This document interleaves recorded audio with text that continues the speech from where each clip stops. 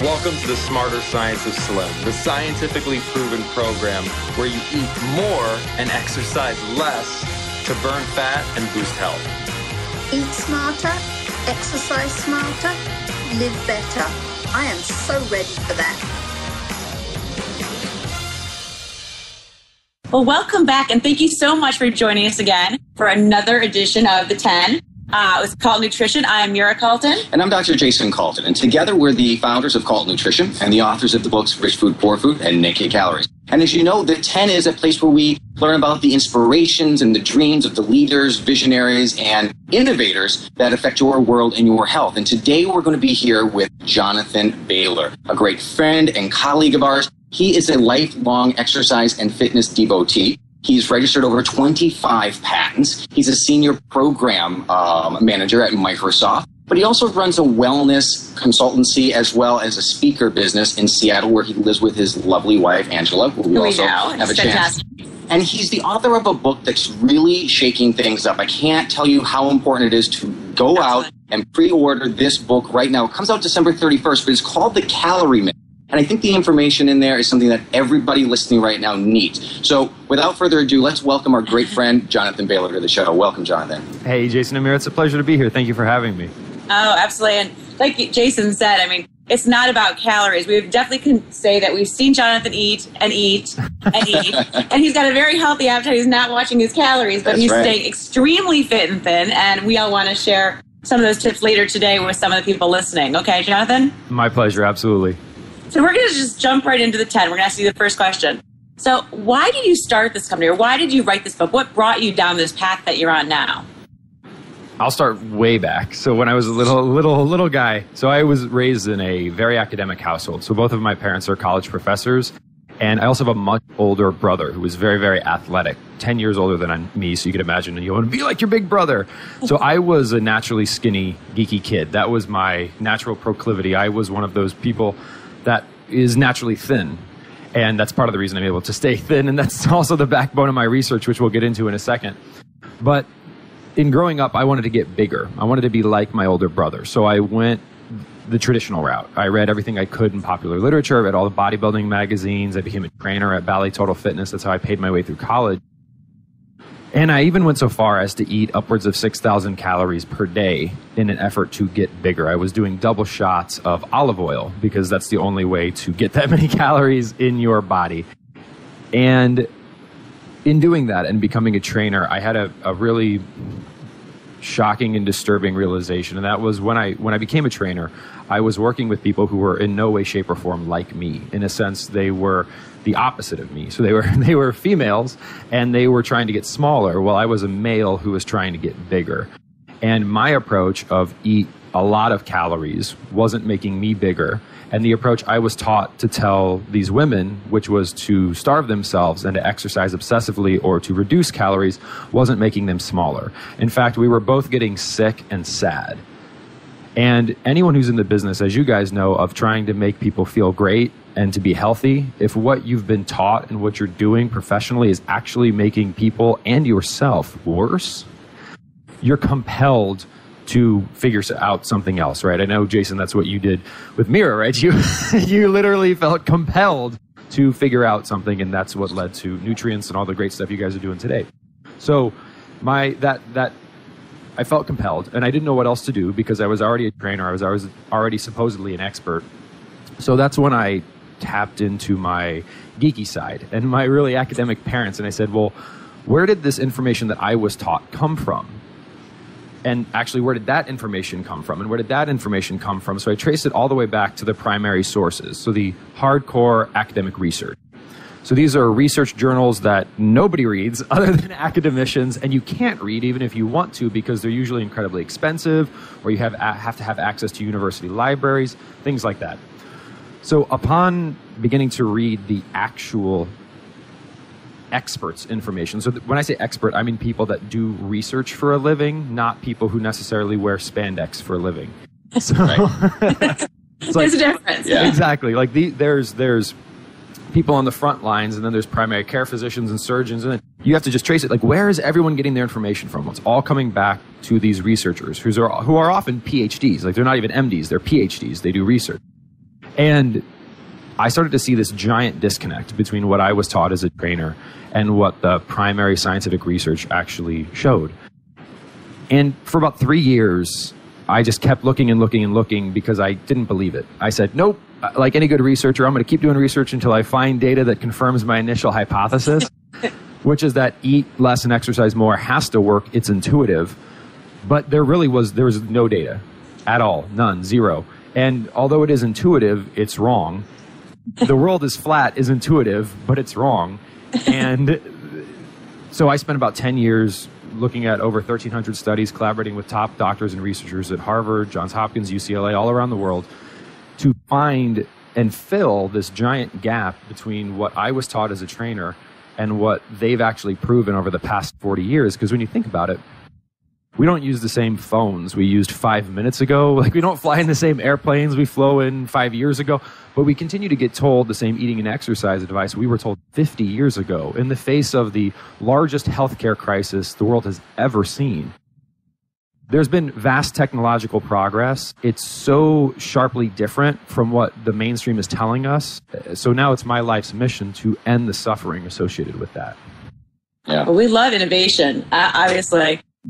With nutrients and everything, we totally agree. Like, when you know something is better, it's your opportunity, it's your drive. You have to do it. You have to put out this information to share it with others. And we're thrilled that you did, because we obviously agree that calorie in, calorie out is not all it was ever cracked up to be. Yeah, we can definitely vouch for the fact that, what's really interesting is that so much of this information that we're coming out with and that you're bringing to the forefront is information that's really been out there for quite a while, but has really been buried. And somehow or other, these kind of faulty ideas have taken center stage. And when you go back and really look at it, like with the calories that you're looking at now, and what you mentioned earlier, what we've done with the anti-competition technology, that information is out there, but just people aren't listening. Mira and I, no one's reading those papers. No one's reading the papers. Mira and I eat, 3,000 to 4,000 calories a day. I know that you're way up there as well. A lot of people think you got to eat less in order to lose weight. And that's what I really love about this. Your book just shatters that myth.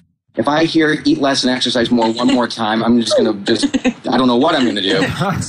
Really glad that this message is getting out there. So, I applaud that, and we can't support you enough in that endeavor. So our second question to you is, what I want to find out is, name one thing that you've learned about yourself this past year that you didn't know before. Ooh, just this year? Just this year. Just this year. Please, something recent. Or it could be last year. Really recent would be that Chia Seeds are a gastrointestinal. They are like one of the most therapeutic foods I've ever eaten in my entire life, in terms of helping with digestive situations. So, Chia Seeds, they not only do they grow awesome little fun pets, but they make you have a much better gastrointestinal health. Okay. To ask you real quick, how do you like it? Do you like it as a pudding? Do you like it? How are you making your chia seeds? I put them in so Carrie Brown is my co-host of our podcast, The Smarter Science of Slim Show, and she's a former English pastry chef, gone sane, as we call it. Yep. So she works to find ways to we talk about sanitizing people's diets, which is, it's not about you can't ever eat anything ever again, and it's super restrictive. It's more just do it smarter. So for example, people really like oatmeal and cereal. You don't need to give up oatmeal and cereal, in our opinion. You just need to do it smarter. So you would use a chia seed base, and that's what I do. I make a sort of chia seed oatmeal for breakfast, which consists of chia seeds, eggs or egg whites, usually powdered and pasteurized, and then vanilla, coconut, guar gum, cinnamon, and that is, I think, it. And I blend it the night before in my Vitamix with water and ice, and then I eat it in the morning, and it's delicious. Sounds great. I mean, for those people listening who don't know, chia seeds is one of the highest sources of omega-3 in the plant world. So that's what's really great about it. Lots of ALA in there.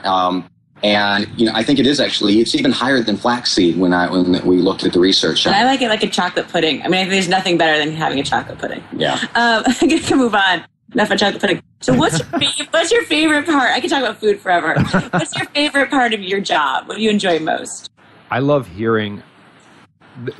One of the biggest surprises so I didn't have a Facebook page or a Twitter page until the beginning of 2020, 2012 when my first book, The Smarter Science of Slim, released, because I just did research and I'm a senior program manager at Microsoft. So I had a lot of other things going on. So when I got out into the public and started sharing this message, which is shocking but completely proven and endorsed by top doctors at the Harvard Medical School, Johns Hopkins, UCLA, such and such, and experts such as yourself, which is eat more and exercise less, but smarter, I was very surprised to see that the people this resonated with the most were people over the age of 40, and especially with women, because women over the age of 40 have tried for decades to eat less and exercise more.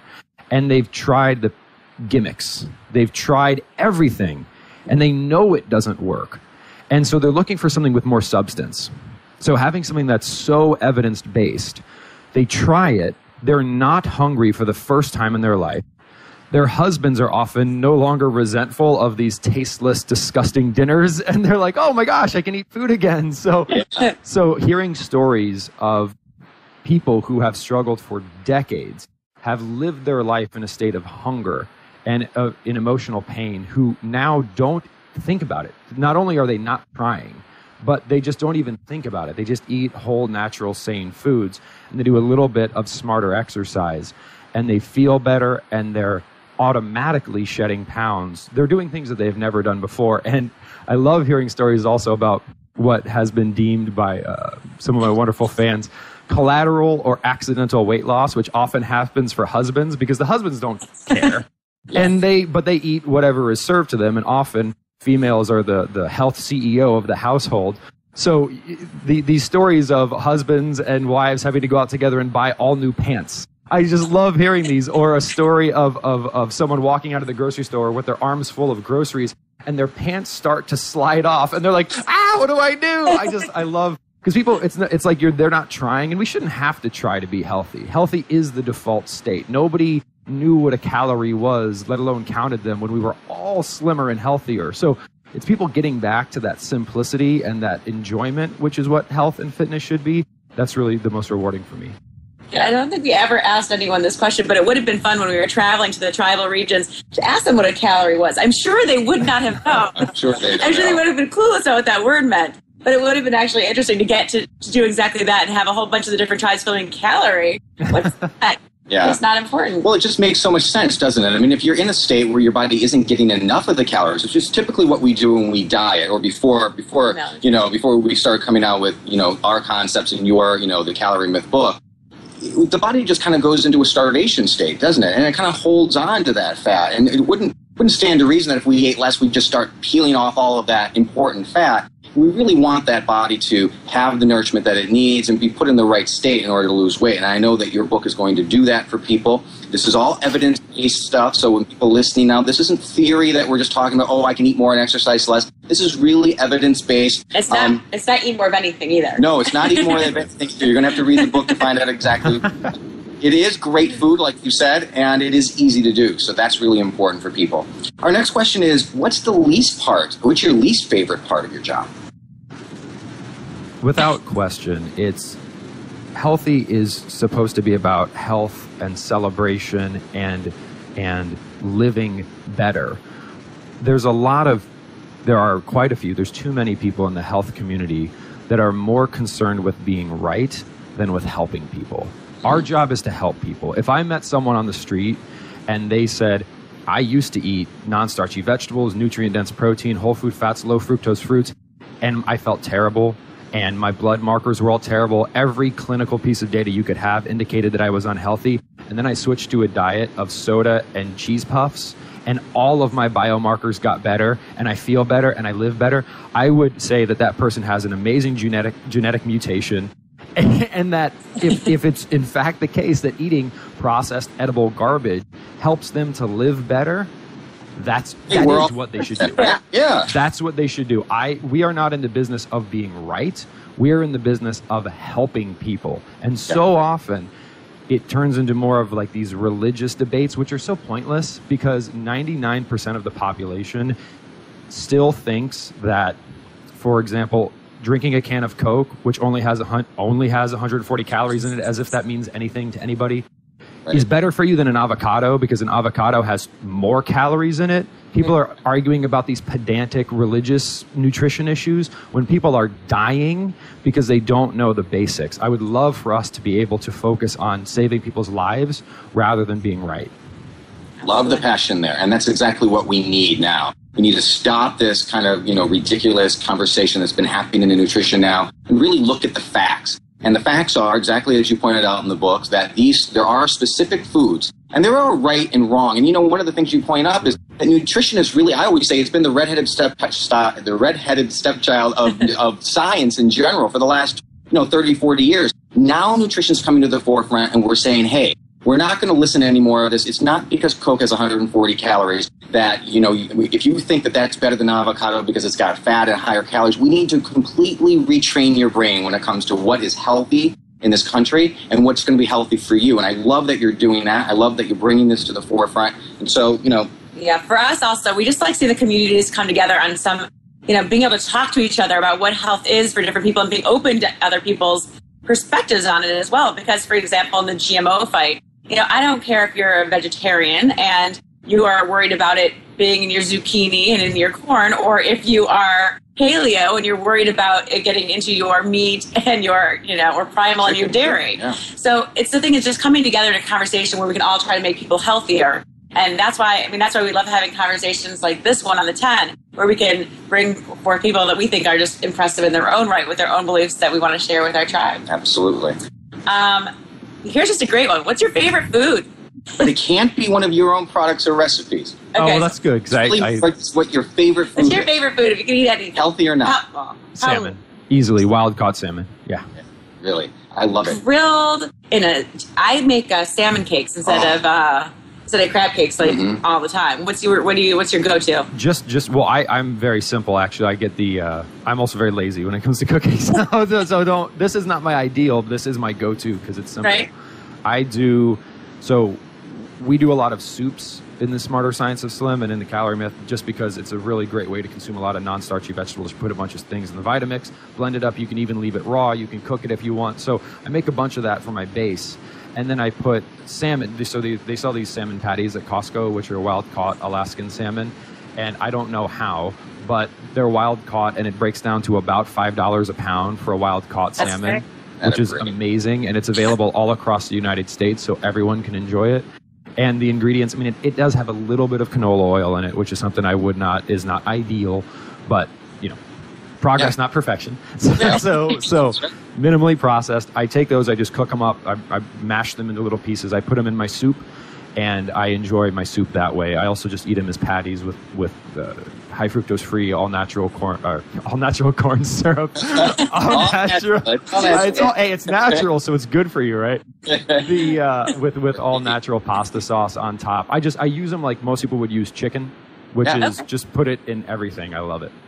Yeah, I like smoked salmon. We eat salmon all the time. Great thing about soup, a lot of people We just did a video on it. The great thing about it is that liquid is used by the body very differently than if you ate a meal and drank water. When you make it into soup, the body actually sees that soup as food in general. It doesn't even the water portion. So not only does it make you full and keep you satisfied for longer, but the body will absorb the nutrients a lot better. So that's a great tip.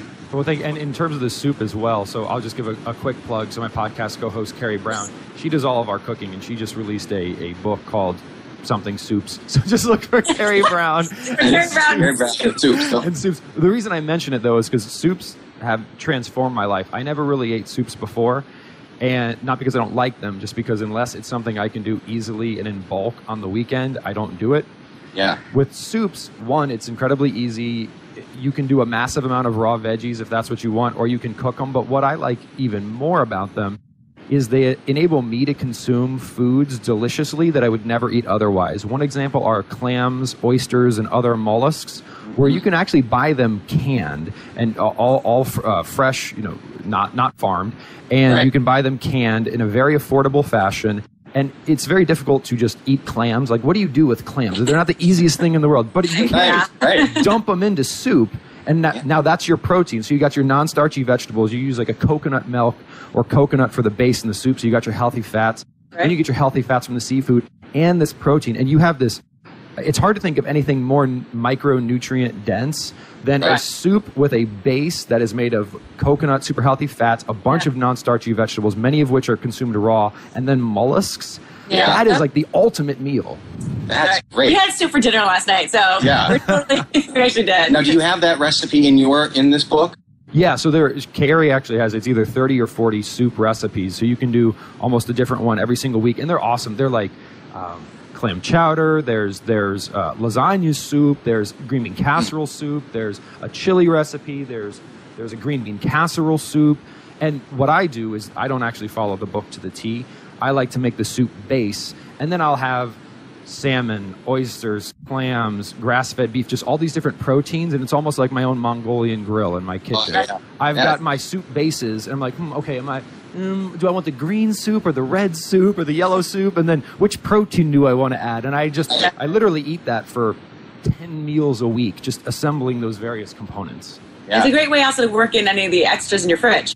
Absolutely. Yeah. It's going bad, it goes in the soup. Boom, goes in. It's also a great way to get fat in, too. You know, a lot of we recommend a high-fat diet oftentimes for our people. And so it's a great way to get fat into the soup, and you don't even really know you're getting it there. Okay, so here's our next question. If you could do any other job, now you have to pick one. You can't just say, no, I wouldn't do anything. Neither of your two that you're already doing. What other job would you do other than what you're doing now? Did you have a lobbyist to revise the USDA food guide pyramid in my plate? So I would be the thank you for smoking guy, but for the proven science of the modern science of eating and exercise. I want to get in front of Congress. I want to undo the damage that has been done, and I want to do that on a societal level, because I think there's 1% of the population on the internet that gets it, and they just get it more and more and more, and that's fabulous. But the other 99% are being so underserved, and we need to fix that. So easily, I would become the thank you for smoking guy for the modern science of eating and exercise. That'd be a great position if it opens up. Yeah. But you're kind of doing that now, too. Right. You know, you're getting your message out there, and it's great when we all get together and we all kind of talk with each other, and that's great. And, you know, but we're all kind of preaching to the choir. What's really important is, like you said, to get out to that other 99% of America who hasn't heard this message yet. For a lot of people listening, this might be like, what are they talking about? You know, I don't think I can eat and exercise less and eat more. But it's absolutely true. We should all start a thing where we all say, like, introduce a friend to healthy concepts. You have to introduce one person every single day and just spread it that way or something. We should start something for the ground roots, and some kind of grassroots effort. Get the word out. Well, I really appreciate what you guys are a great example of what I think we need to be doing, and that's your message is one that is impossible to argue with. What I mean by that is you're coming out with things which are true because of science, but they're also intuitively true. It's just like eat the most nutrient-dense, non-hormonally harmful foods in the world. You're focused on the end. The end is consumption of these things which everyone agrees are healthy. Now, the means, people talk about the means so much, right? It's like the way you should do that is vegan, or is paleo, or is South Beach, or is low carb. And that's when people, that's when I get excited. That's when people start to get amped up, right? Like Republicans and Democrats all agree that poverty is bad and that we should solve it. How we solve it is where all the argument comes into play. So if you can just help get people's mind share that they should care about the end, the means is malleable. And I think part of the challenge is so often people focus so much on the means that people say, well, that means, that technique, that approach, that specific lifestyle doesn't work for me, so I'm not going to listen to you, or I'm confused because it conflicts with this one. But it seems like we can all agree that eating foods that are the most nutrient-dense and hormonally helpful and satisfying is the way to go. And if that's the message we're telling people versus a message of deprivation and complexity and math, then I think we can make a big difference in the world. Yeah. No, thank you very much for saying that. That was one of our hardest things we had to get over, is how do we stop this infighting within the nutrition community? Because like you said, we get hung up on that, and it becomes almost like a religious doctrine. You know, I've chosen that, you know, eating this way is the right way because, and we plant our flag in that emotional state, you know, and anybody else coming up and talking about that as the first thing, we put up a red flag or we jump on the bandwagon just based on that nutritional philosophy. But if we can get past that and say, hey, no matter what we're eating, if we reach micronutrient deficiency, then that's ultimately the best way. That's as long what as we're we trying all to get do. to that point of health. Yeah, that point. You know, whatever's working for you. You know, let's take a bit of Jonathan Bailor and a bit of the Caltons and a bit of, you know, all of our numerous friends that we have in common and put together a really great puzzle piece. I think it would help a lot of people. And I hope that I know that you're into the whole community thing and working together. So we're thrilled about that. Yeah. What's your least favorite word? Calories. Boom, there's a myth about calories. You should get this book. Hold it up and be clear. Okay, so this is the new book. Put it back. Yep. Put it up. Don't take it out This so is fast. actually an advanced review copy. It's an uncorrected proof. So the actual book is hardback and will be out New Year's Eve. So please check out caloriemythbook.com. Excellent. We're Great. excited. Our next question for you. If you could meet anyone in the world alive today, who would it be? Does it have to be alive today? Yeah. Well, we'd like it to be, Okay. so we can help you meet him. Michelle Obama. Michelle Obama. Because I would love to share with her the information that has so transformed my life, and that is the modern science of eating and exercise, because she has such an amazing platform and passion for the ends that we all agree on, which is health, but she just hasn't been given the modern tool set. She has the tool set from 50 years ago, and if we could give her the modern tool set, we would see a renaissance of health in this country. It would be amazing. Yeah. I can tell you, I mean, if there was a dinner at the White House, and I can think of 10 people off the top of my head in our nutrition community, Like, we that blow could it away. absolutely change the health of America with one dinner, you know, at that table with Michelle Obama. So that's great. We actually... we have some people, yeah, we'll talk to you later about it. Anyway, next thing. The next thing is, where would you go and what would you do if you got to stop working so hard for a little while and go on a dream vacation? And speaking on a cruise ship doesn't count. I would go to like a little log cabin somewhere, secluded with my wife, and I would try to fly as many of my friends and family out as I could, because I just don't... Part of the challenge with being so passionate about a cause and a mission such as the one that the three of us have committed our lives to is, in some ways, life is a zero-sum game, and I still haven't really figured out yet how to have as much time with my family and friends as I would like to. But I think that is the burden that people who do what we do face sometimes. So I would love to have the opportunity to thank all of the people and to spend more time with all the people that have enabled me to do this. Just with the two, I remember, because even the week of my wedding with my dear wife, which was at this point about 4 years ago, just that week where there was family in town and we were all focused just on being together was one of the most wonderful weeks of my life. And that was the last time I've seen a lot of those people. So I would just, it's less about where we went and what we did, but who I was with. That would mean so much to me. That sounds great. Sounds very great. That sounds nice, honey. Yeah, I know. Yeah, it is. It's very true. I think a lot of people don't see what goes on behind the scenes. You know, and people like yourself and us, and I know others in our community. I don't think it's, would you say it's abnormal to be doing 12 to 16-hour days? I mean, we're on the road. Books don't write themselves. The books don't write themselves. It's from morning to night. I mean, I eat, breathe, dream, talk, you know, everything, nutrition. I mean, that's all we do, and it's very hard to disconnect, and it's hard to be able to We're spend time lucky with family in a and way, friends. just because we get to do it together and be equally insane on the same exact topic. Not insane. Not insane. Oh. Okay.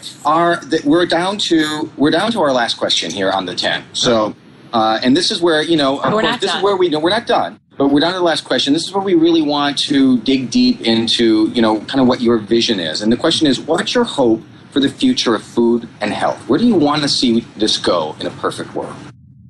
The way you phrase that question actually has the answer in it, and that's the words food and health. Because if you think about it, that's not what the mainstream is talking about. The mainstream is talking about calories instead of food and weight instead of health.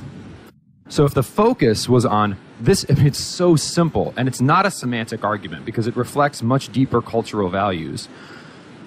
Calories trivializes the beautiful brilliance and emotions that go into eating and existing on this planet. You cannot equivalence class soda with plants with exercise, which is technically what calories do, which is absurd.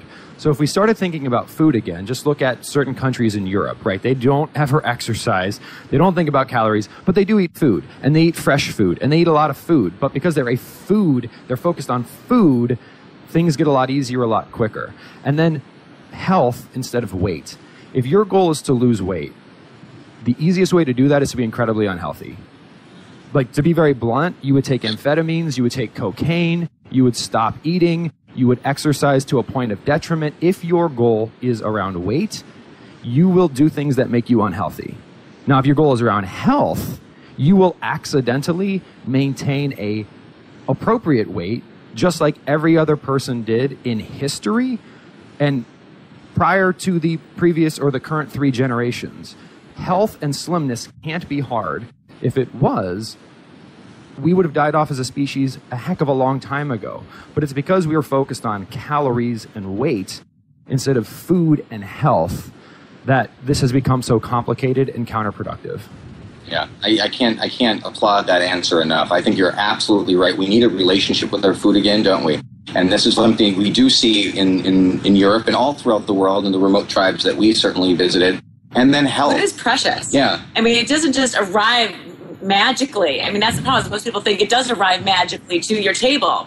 I mean, someone had to grow it, and they had to love the plants and take care of the plants. And nature does all these incredible things to keep us eating food. Yeah. And it's very sad that now things come in these boxes and bags, and people just think that they, people eat mindlessly, and we'd really love to have people have that relationship with their food again. Yeah, we were in Tibet. One of the most interesting things we were talking with these Tibetan monks. And, because you often think that they're vegans and that, they pretty much just eat a plant-based diet across the board. And we said, so you don't eat any of this other stuff? They're like, what? Of course we do. We're going to take whatever the people bring to us. The food is the gift. They gave that to us. We certainly aren't going to look a gift horse in the mouth and say, oh, no, we don't eat that. We eat whatever the people bring us. And that's the same thing with the remote tribes around the world. Never did they have some kind of a food-based, an ability to get food and say, oh, by the way, I don't eat that.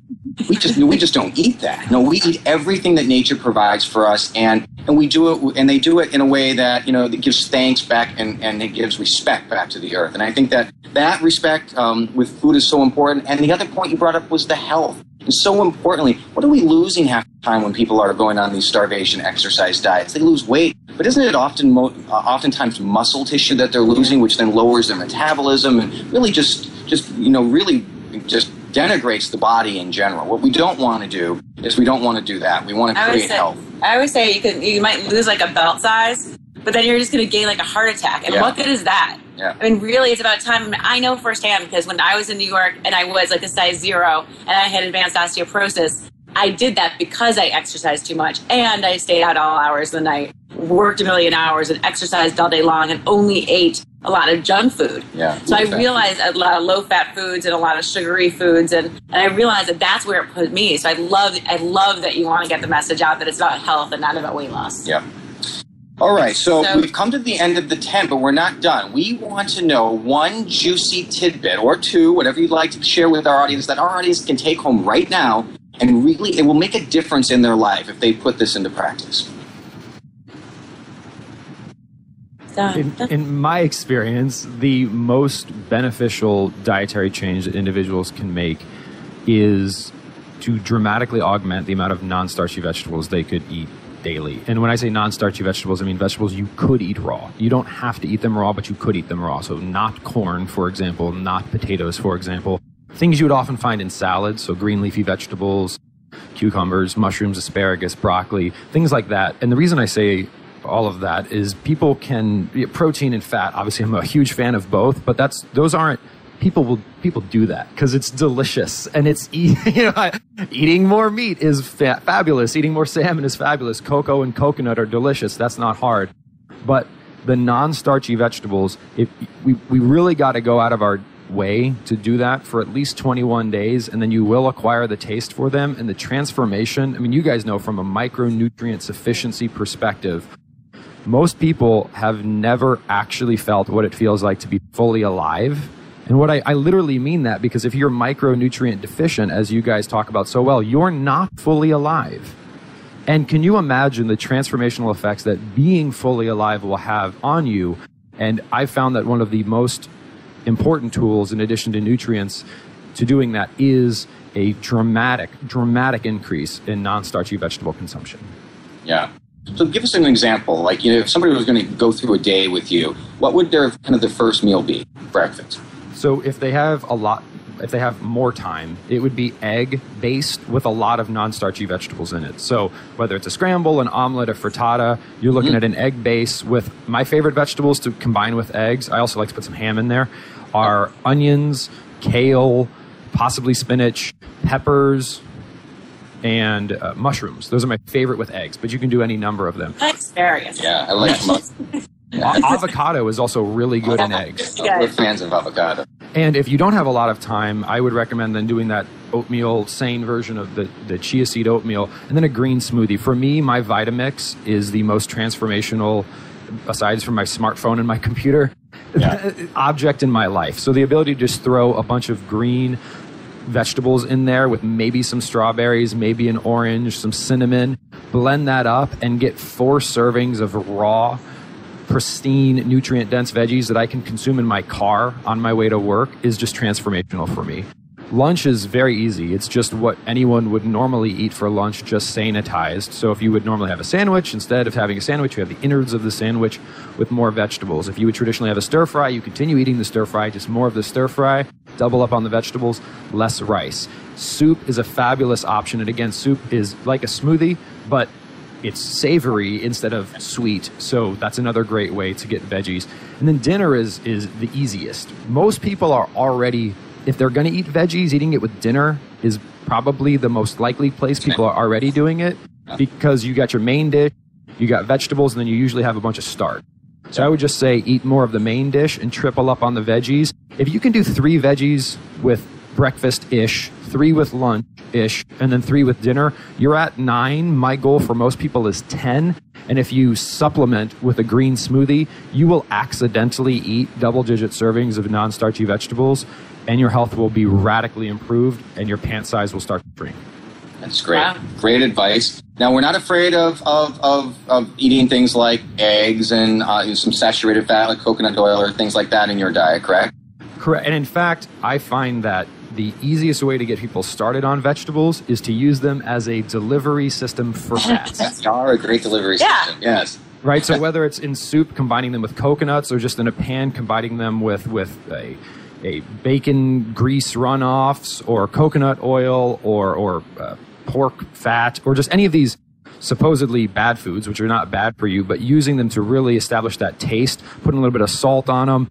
Your kids will love them, you'll love them, and you can eat them in mass. Like, I want you to eat them in mass. So it's a great way to get them in. You can hide the flavor at first under all those other things, and then slowly pull it back a little bit, just to, to put so much seasoning on them all the time, and let the child or let the person who doesn't like vegetables actually just taste what a vegetable tastes like after a while. They're amazingly sweet, and they're they are. I mean, like, they are. It's nothing, first of all, Brussels sprouts. There's nothing better than a Brussels sprout. Brussels sprouts come from? I mean, like, we used to make fun of them like 20 years ago, right? It was the one thing you never wanted served at dinner. No sweet thing I want served with dinner. I was like, I love these Brussels sprouts. They're great.